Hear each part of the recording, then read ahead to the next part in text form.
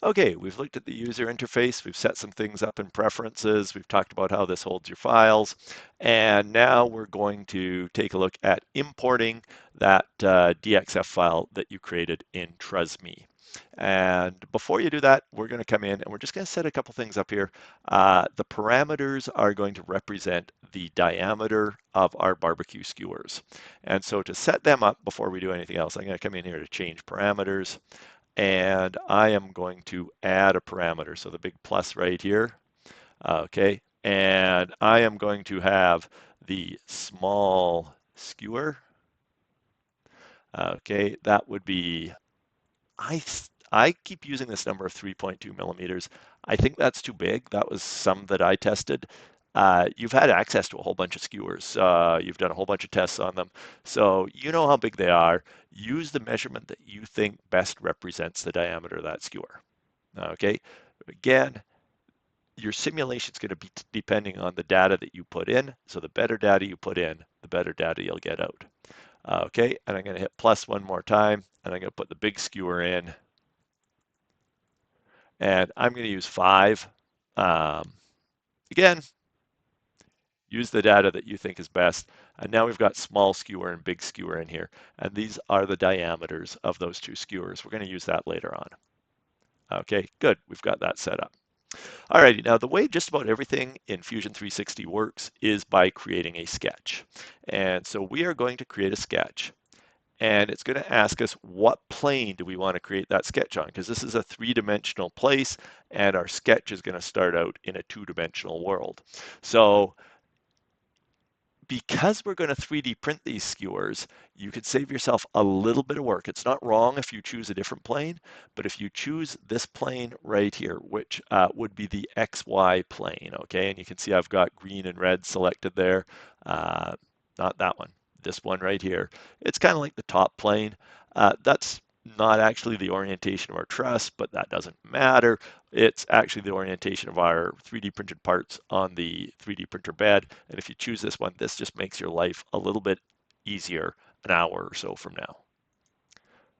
There we go. So I clicked on that plane and it switched over here. And you'll notice now I'm in the sketch environment right here. And the sketch environment is a 2-dimensional environment. Well, actually, we're going to turn it into a 3-dimensional environment, but that's okay. It starts out as a 2-dimensional environment most of the time. So what we're going to do is we are going to insert a file right here. And remember you exported a DXF from TrussMe? You can insert that DXF right now. Now it's entirely possible that you can design your entire truss in Fusion 360 as well. So you could draw it in here just like you draw it in AutoCAD. But since we did all that work in TrussMe, let's come in here and select a DXF file and select from my computer and go and find that file on your computer where that truss is sitting there. It looks like I've been practicing a couple times. Untitled truss, what's it doing in there? I saved mine into my bamboo barbecue skewer trusses folder. Thought that's where I saved it. Um, Material science and structures. And let's see. Where did I save that file? There's a whole bunch of DXF files in there. Bamboo skewer trusses. YouTube demo. There we go. Found it. Do a better job of remembering where you save your files than I do. This is the one that I showed you that I was making in TrussMe in an earlier video. And I'm going to bring that in. And it's going to look really, really big because it's 1,000 millimeters long. So I'm using the center mouse button to zoom out. And then when I press and hold the center mouse button, that's going to let me pan around a little bit here in the truss environment. And there we go. It looks beautiful. It's 1,000 millimeters from that center axis to right out there. Looks like the truss that I created. And I'm going to click OK. Now, I told you that there was some things we can do to try and tidy this up a little bit. And Fusion 360 does have parameters. And so what we can do is we can tell it if we want this to be perfectly smooth along this line or something, we can set that up. It can be done. We're going to make sure that it knows that we want a collinear constraint. And collinear just means that they're along the same line. So if you want this one and that one to be on the same line, you can tidy that up a little bit. And if you want something to be perfectly vertical, I can click a vertical constraint, and then I can click a horizontal constraint right here. Okay, now it's not doing what I want, the sequence that I want. Control Z is your friend. Okay, undo, puts everything back on the bottom plane where it needs to be. And I just got a little bit overexcited about making that one perfectly vertical. What I probably wanted to do was I probably wanted to make it perpendicular. So you can click on the perpendicular constraint and you tell it make that perpendicular to that. Nope, didn't want that. We're just going to leave them as they are. They're doing fine right now. Not worried about that. You can play around with a lot. You can come in here and you can create some dimensions. And what's really cool is if you create a dimension right there, that says 220 high, and you decide later on, hey, I want to change my truss, you can come in here and tell it, I want 230 millimeters high, and poof, there you go. So long as you've got everything linked and indexed, it's going to come to that new size. Play around with that, tweak your truss. If it all goes to heck in a handbasket, delete the file and come back in and reopen your file. It's, you don't have a lot to lose at this point. Okay, we're going to get to the point where you actually do have something useful going on. Click right down here. Now you'll see this sketch palette right here should be off to the side. And come down here and you will find the 3D sketch button. Make sure that's turned on because we're about to make this into a 3D sketch. And what we're going to do is we're going to come up to your view cube and just click on that top corner right there. And notice how that rotates it around, and we're looking at a little bit more of an isometric view now. And what we are going to do is we're going to go modify, move copy, okay? And then we're just going to draw a big drawing box all around our stuff. So we select the whole thing and then click on the arrow that looks like it's perpendicular to what you want to do. Don't, that one's going to move it forward, that one's going to move it up. This one looks like it's going to move it out to the side. And, oh, just a minute, don't move it out to the side, not yet. Modify, move copy. Okay, move object, draw the big box around it all. I don't know why it never lets me go create copy after I start moving it, but there we go. Make sure create copy is turned on, otherwise it just moves it. And then there we go. There's a 50 millimeter, 5 centimeter gap. There's 10. You can make it as wide as you want. Your truss keeps getting a little bit heavier. Your benefit, maybe it's going to be a little bit stiffer. You can make it narrow, but maybe it's going to flex in one direction. I've tried it with 10 a couple of times, seems to work okay. But you can tweak that. Maybe you can get away with 9, and that'll make it a little bit narrower. The lowest you can go is going to be about 60 millimeters because you need room for those nodes, the way I'm going to show you how to create the nodes. So don't go below 60 on your Z distance. Okay, so now you've got these two sides side by each, but we need to join them together. So come up here and pick up a line and then zoom in pretty carefully so that you're right on the node, because you got to be right on the node if you want it to join, and go ahead and join those together. Okay, and you want to make sure you get all of them because this is how you're going to create that truss.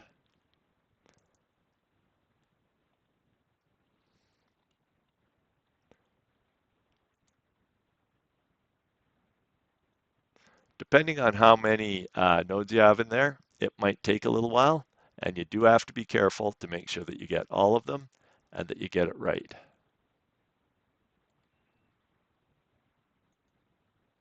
As you do, you can see that these start to fill in a little bit more. They start to turn blue. That's just a sign that everything's getting linked together into a 3D sketch. Doing this creates what we call a wireframe of your truss. Now, it's possible that you might want to brace things on an angle. It's going to make things weigh a little bit heavier, make your assembly a little bit more complex. But if you're worried about something buckling off to the side, because this is a big long piece right along here, you can come in here and you can also create a member that goes from that node right there over to that node right there. Make sure it's on the opposite side of the truss, not doing you much good if it isn't.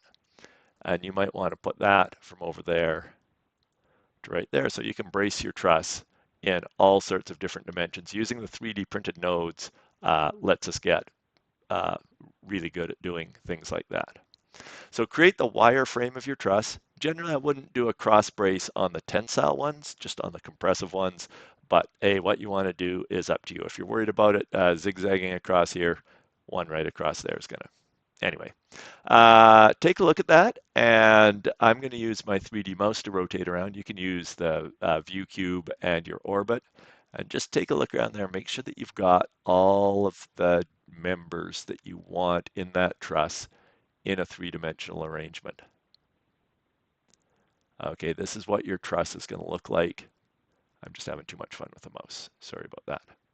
Hit Finish Sketch. All right, now we're back into the design environment. We're back into 3D space again, and this is where we're going to start turning this truss into a real thing. Okay, right now as a wireframe, it's just a design concept. So what we're going to do is we're going to come in here and we are going to create some pipe. And I'm going to click on the pipe right here, and I'm just going to start at the back. And everything along the bottom, remember, those are going to be those compressive ones. You're probably referring back to your TRESME design to say what's tension, what's compression. And I'm going to make those out of the big skewer.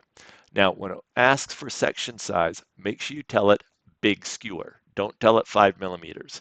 You want to tell it big skewer because later on, we're going to come back and we're just going to slightly oversize everything so that when we make our 3D printed nodes on the corner, that there's a little bit of clearance space so that you can actually assemble it and fit the fit the skewers into the nodes.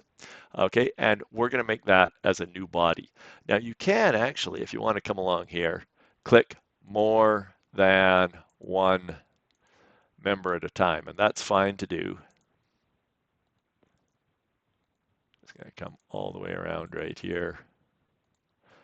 But when you get to the end, it's not going to let you pick anything else. So if it doesn't let you pick anything else, just tell it, hey, that's great. Create a new body. And there you go. There's your truss. You're all done. Or not.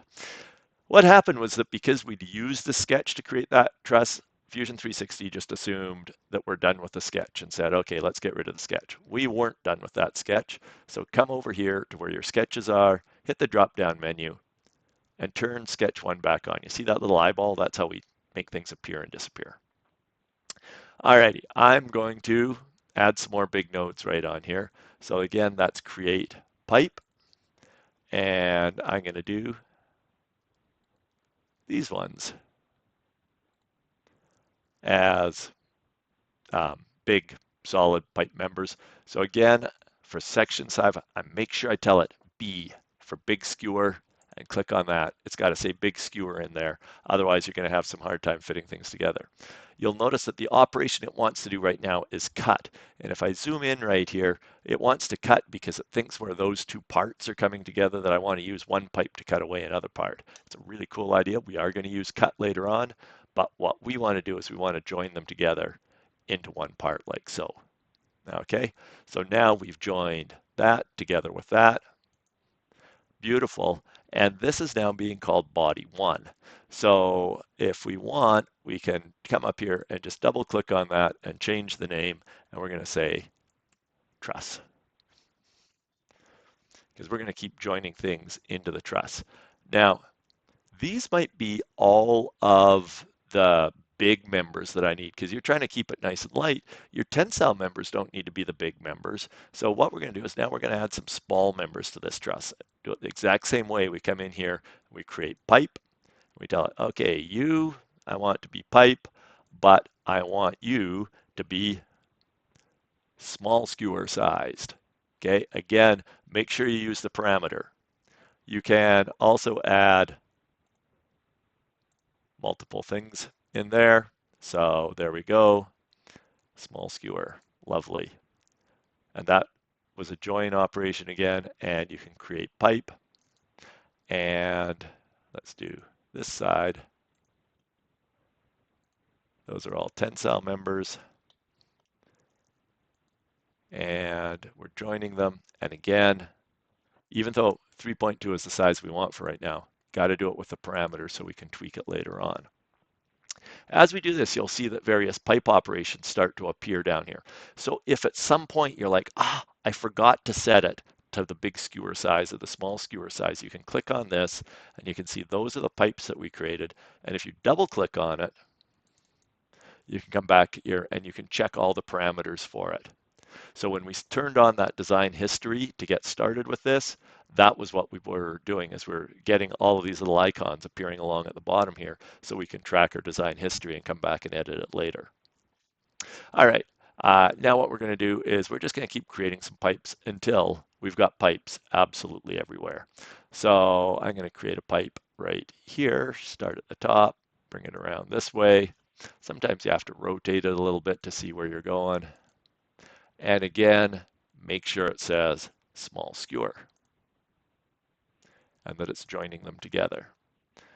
Okay, create pipe.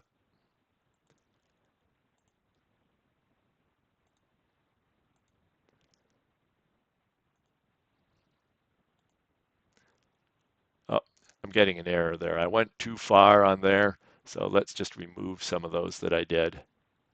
Still got an error. Still got an error. My error disappeared right there. So like I said, sometimes you can only create so many pipes at a time. And if it tells you there's an error, don't fight it. Just go with it. If you zoom in, you can start to see the skewers coming together right in here, and just keep on creating pipe.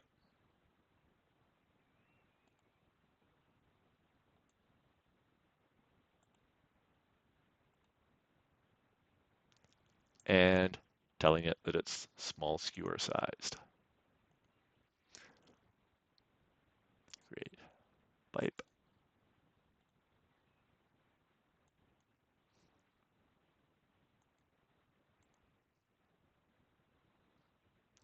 And I know this is very exciting watching me do all this, but hey, you've got the 2x speed button at your control.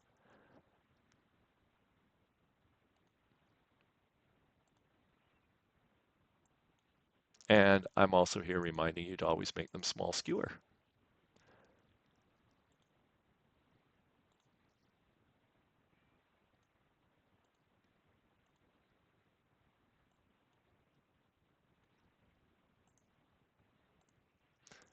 And this is amazing. There's your truss. Really, it didn't take that long to build. Okay, more complex trusses, you have to do a few more clicks.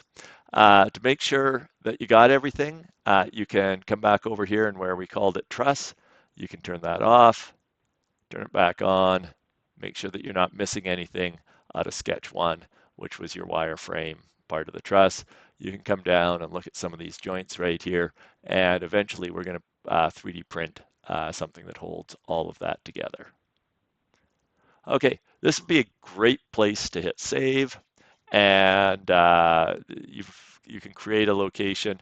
You can come in here and create a new location. It's just going up on the cloud. So I'm going to call this YouTube Demo Truss, and it's going into my truss analysis folder. It's uploaded to the cloud and it's got a nice safe place for me. Fusion 360 usually backs things up every 5 minutes or so for you, so crashes aren't horrific on here, but save regularly, save often. It gives you various version points that you can go back to take a look. Okay, now in order for this to work, we spent some time talking about materials and how you want to know what the materials are and how they behave. So we need to apply some materials to this. So what we're going to do is we're going to come in here and under our truss right here, so highlight the truss, everything gets highlighted, and give it a right click. And we're going to choose physical material. And with physical material, you've got this whole list of materials come up in the Fusion material library. And we're going to choose one of their materials, and then we're going to hack it to make it do what we want it to do. So I'm going to suggest that we start with wood. And generally, the wood material is not so good to work with for simulation because wood is not an anisotropic material. Um, or sorry, it's not an isotropic material. It is anisotropic. It has different strengths in different directions. So we're going to come down here and we're just going to start off with medium density fiberboard.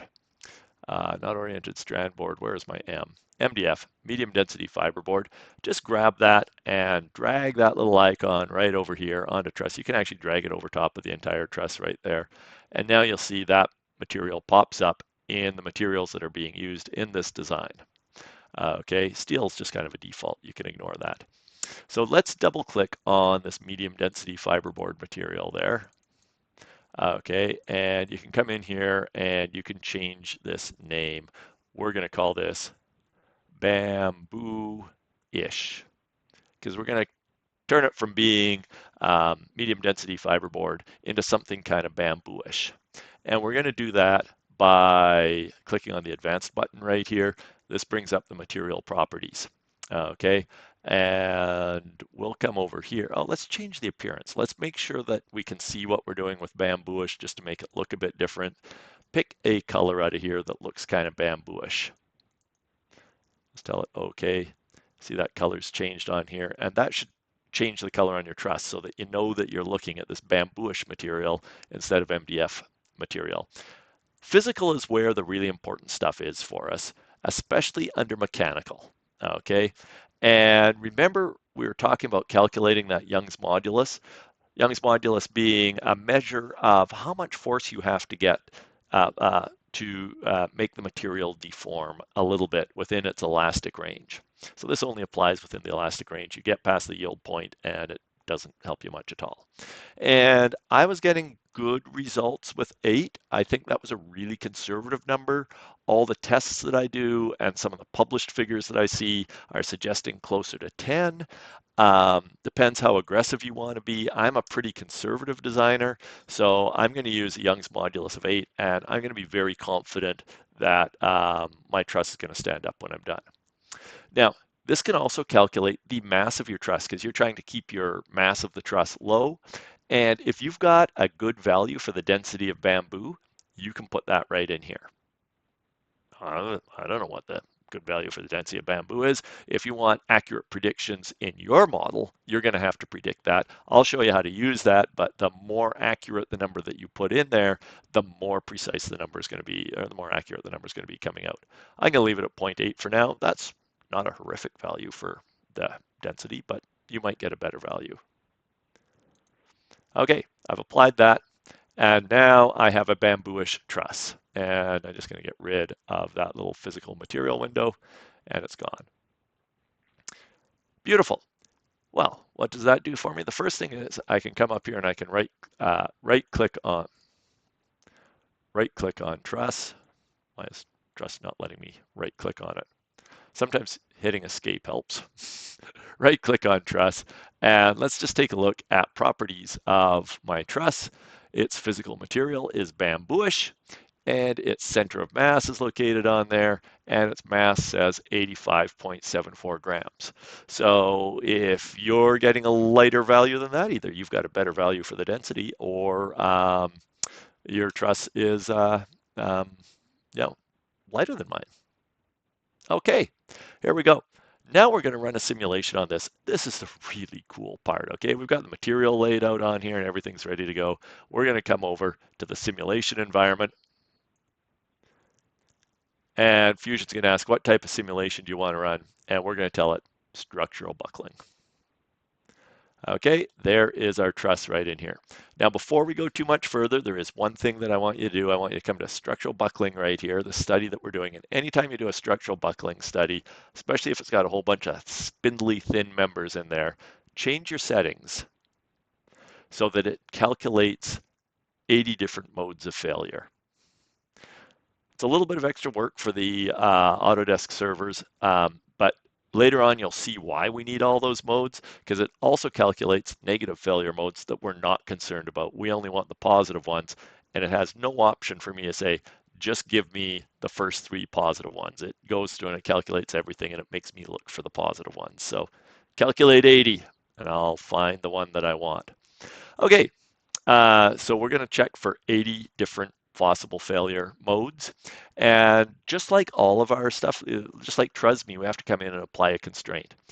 Now, just to give you an idea of how amazing Fusion 360 is with this, I'm pretty sure that when I studied engineering, the analysis I'm about to do right now in the next 10 minutes with you was master's level engineering work. So the people that have created software and algorithms, have done an amazing job over the last 25 years. And Autodesk is doing an amazing job by making all of this power available for educational users. Yeah, thank you, Autodesk. Okay, constraints. We're going to put some structural constraints on here, and you'll recall that we had a pinned node. Well, in 3D, we'll call that a fixed constraint, and we will apply that to this member right back here. We're just going to fix that entire thing in place. Now, it's going to be free to rotate, okay, about the z-axis. So we could probably turn the z-axis. Oh no, that's translation. We want to leave that on. It's free to rotate. We're good. Anyway, there you go. You can see that's locked in place now. Then what we're going to do is we're going to come into our constraints, structural constraints again. This time we're going to do a remote constraint. And it wasn't until the last seminar at Autodesk University last year where I discovered that remote constraint was the one that we wanted to do our roller node. It didn't seem to make sense to me that that's what I wanted. And thank you to the seminar giver who told me how to do this. Remote constraint, I click on this one because that's the supported load right there. And now you can see it's got a whole bunch of options. Now, looking at the direction right here, this is going to be free to roll forwards and backwards. Think about your roller constraint, and that rolling is in the x-axis. So translation, which is the fancy engineering word for movement, I am going to turn off x. So it is now free to roll forward and backward that way. And it is also free to rotate about the z-axis. So you can see the z-axis standing up in this top corner over here. It's free to rotate about the z-axis. So I'm going to turn the z-axis off. And that gets me our pinned roller constraint that can slide back and forth. And that's kind of what a remote constraint looks like. That's what your fixed constraint looks like. So we've got our two constraints in there. Next thing, you're going to apply a load. It's going to be a force, and it's going to be applied, I'm going to say evenly across that node right there. Now, it might not come in with the node force pointing in the right direction. If it's not pointing in the right direction, that's what these little, just a minute, these little sliders are for right here. You can angle it the way that you want, but mine came in the right direction, so I'm just going to leave it there. And you're going to tell it that you're going to put 20 newtons of force onto that, okay? If everything's done right, you can come up to solve and you can say pre-check, and you should get this. This should have a happy face. You've done well. Has all the information required, and then you're going to hit solve, and then you're going to go solve. This is going to go up to Autodesk server, tell them 6 cloud credits. So if you weren't an educational user, I think this would be like, works out to about $6 or something like that. $6 American. So anyway, thank you, Autodesk. We appreciate your server time. And hit solve one study. This gets uploaded. It goes off to Autodesk's cloud servers, and they apply some serious CPU power to this. So I'm going to pause the video until that's done, and then we're going to come back and take a look. Well, that goes very quick when you're on pause. It takes not all that long to do, and in fact, without the cloud computing power that Autodesk brings to this, this could easily have been an overnight analysis. And certainly when I was studying engineering, yeah, it would have been a master's project because it would take that long for the file to run. Anyway, when it's all done, you'll get the option to come and see the results, and I'll just close this window so we can see what's happening. Now, I'm just going to rotate this back up into the orientation that the truss might be here. And if you're looking at that, that's completely ridiculous that these would buckle right here, unless you applied the load in the opposite direction. And that's why I told you were going to need 80 different buckling modes because it not only gives you the answer of what it looks like when you're recording in the uh, correct direction, it gives you the answer for the wrong direction. So come over here and click on buckling mode. Oh, and just hold that down. And you can see these are all the 80 different modes that it did. And you're looking for the first positive one. Come on, AutoCAD. Why don't you just take me right to the first positive one? You know that's the answer that I want. Now, as you go down the list and as you get closer to one, you can start getting excited because, oh my God, look at that. 1 times the load. So I told it to test with a 20 Newton load. And at 1.004 times that load, so at 20.4 newtons or something, 20.04 newtons, it's going to buckle, and it's going to buckle right out here at the front. So this is its prediction for our material, that it's probably going to buckle right up there. You can see how that's swaying off to the side there. Might look better if I flip it up and just look at it from the bottom here. So when I put that force on there, the compressive force along here is going to be just a little bit too, it might hold. It says it's going to hold, but there is no safety factor in there for if you assemble something poorly. Now it doesn't buckle back here because you see we put these cross braces in, so these two pieces can't really sway. You can see that there's a little bit of bending starting in here because as this starts to buckle out here, it twists and warps in here. But we might be able to really stiffen this up and make it a lot more rigid by adding one member to cross right across here, because you can see we're at 1.004. I had no idea. I've never had it come out that close to being our perfect buckling load. I did use a conservative estimate for my modulus of elasticity. If I put in a modulus of elasticity of 10, which you might have from your data and be comfortable with that number, it might be okay. So this isn't saying for sure that this is going to hold. This isn't saying for sure that it's going to break. This is just saying that the first place it's likely to go is going to be right in here. And like I said, I'm a kind of conservative guy. I'm going to come back and stiffen that up a little bit. So I'm going to finish my results right here. Okay. And then I'm going to come back to the design environment. Okay. Here's my truss. I'm back in the design environment. I'm going to turn truss off. Well, I'm not going to turn truss off for a moment. I'm going to come back to my sketch. Now remember, we turned the design environment on. That lets us go back all the way along all of our different pipes.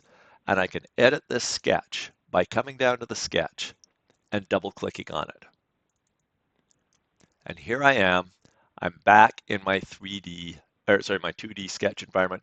To break into 3D, I have to come up to my view cube and kind of click on the top corner right there.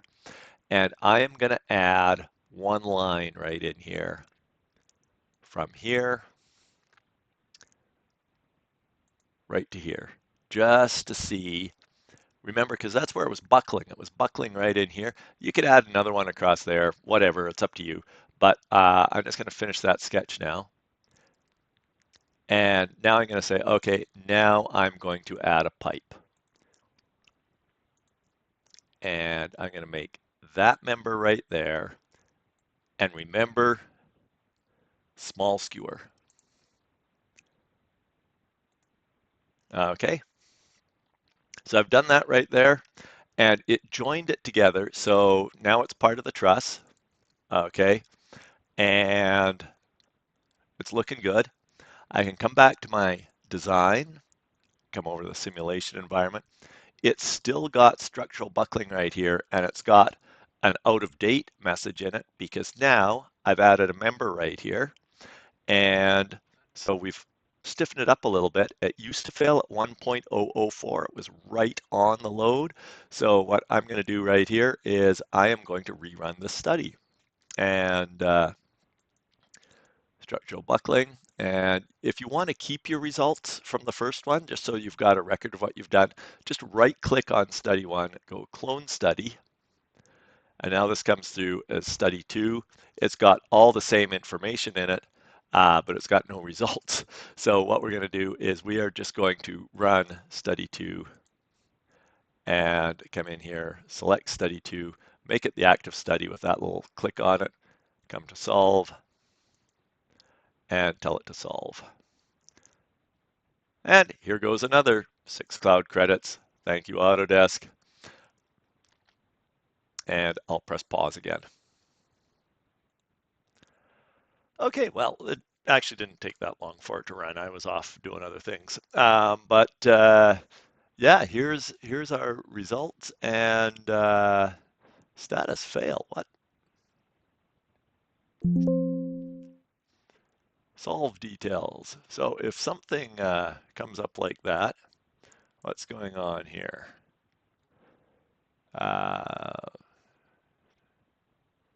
Finish with error. Missing a constraint or context causing it. Uh-oh.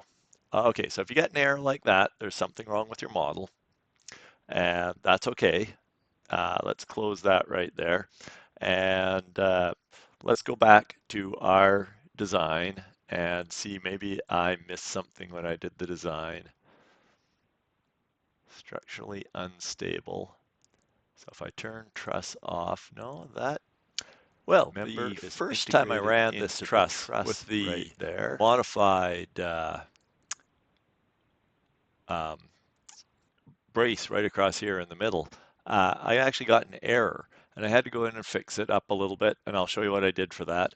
And maybe it'll, if you're getting an error and it's not calculating for you, it might help you out as well. But when I ran it with the error fixed, now it's telling me that it's going to buckle wildly in this direction right here. That bottom's going to go absolutely crazy in there, and that's at 1.13 times the load. So a little better than 1.004. Yeah, there's a little room for error or poor assembly in there, but I might need some more bracing, maybe a cross brace. Oh, I didn't put a vertical brace right up in here. That might have been able to help it a little bit.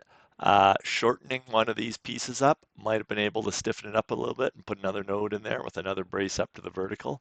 You can see it's also got buckling happening right back in that main column right back here. So bracing this and running something down here, like this isn't really telling me which one failed first. Let's just take a look and see, are there any other positive numbers? So here is my lowest positive number. I don't think I see any positive modes before that. And if I come down here, here's the next way where it thinks it would buckle. And it still thinks it's going to buckle off to the side like that, even after putting that one brace in. So I might need another brace right across in here at the front. So you can go back and you can keep on bracing this and bracing it. But let me show you what to do in the event that you run into one of those little errors. I'm just going to click on Finish Results right here. And what happened was it had ran fine, and then I put this piece in and it didn't work right. Okay, so what I had to do to fix that up was that I came in to, where were we here? Simplify. And Simplify is a pretty cool tool because it lets you clean things up quite a bit. And you'll see that I just put a tiny little fillet right here because these are really super crisp joints. They are hard to model, and I'm really impressed that Fusion 360 is pulling them out anyway. But if you have a piece like that that's not working out or it's not calculating properly, and you think that there might be an error with that piece because maybe you've just added it on, what you could do is, let's say this piece was giving me grief right in here. You can see that's got a really sharp edge and a sharp corner in there. The computer goes through and meshes everything and turns it all into a tiny little mesh. And you can simplify that meshing challenge for it by coming in here and right on that corner, you can tell it you want to fillet this and just pick that edge and bring it out like 0.1 millimeter. You're not going to come out very far. Okay, and you see how that just takes it and rounds it a tiny little bit. It's not going to affect your overall results, but it might let it do the meshing a little bit easier so that you don't have ridiculous concentrations in there somewhere. So if you've just added a member and that's causing you to suddenly have a problem or it didn't work at all, maybe just take a look in there and at your sharpest, most egregious members in there, you could come in and just apply a little fillet in the simplify and then hit finish simplify and then try running it again. So if you've got that error, and you've just added a piece and you want to fix it up, try some simplification. If that's not fixing it, then, well, if you're one of my students, come see me. If you're out there on the internet, there's discussion forums and all that, and give them all the information that you can. And somebody, I'm sure, will have some suggestions on how you can use that to improve your analysis. But cool. I think we've got something that we're going to go with. And in the next video, I'm going to show you how to build all the truss parts for it. Time to hit save right there, save your file, and maybe just go back to your design so that we're all set to go for the next video.